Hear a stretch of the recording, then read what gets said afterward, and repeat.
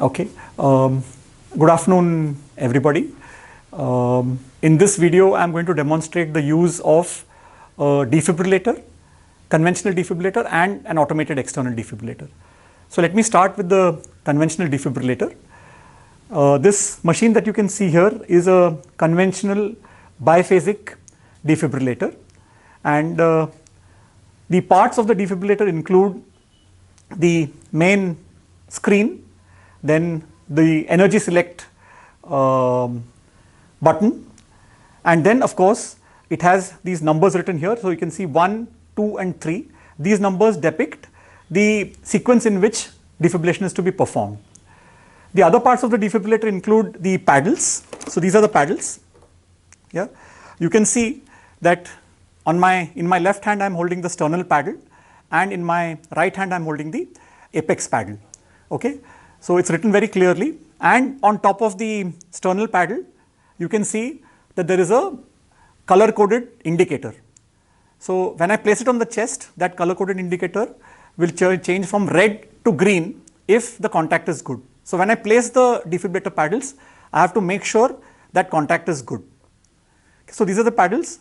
The other parts of the paddles, they include the buttons used for defibrillation, the orange buttons. You can see these orange buttons. Then you can see a small yellow button here.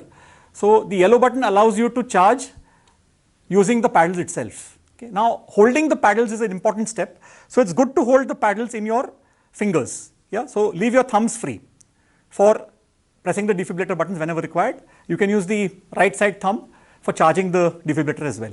So these are the paddles. I'm just going to show you that these paddles can also be used in pediatric patients. So these are the pediatric paddles. So there's a small lever behind. If I press that lever, then the paddle comes out. I'm going to place it back, and I'm going to place the paddles back. So remember, the paddles, there are only two safe positions for the paddle. Now in demonstration, I have taken it in my hand and moving it around. But what I should do is either the paddles should be on the chest or they should be on the defibrillator. So only two safe positions for the defibrillator paddles. Now the other parts of the defibrillator, I'm just going to turn the defibrillator around to show you. So there is a power cord. You can see the power cord here. Then you can see that this is a ECG cable.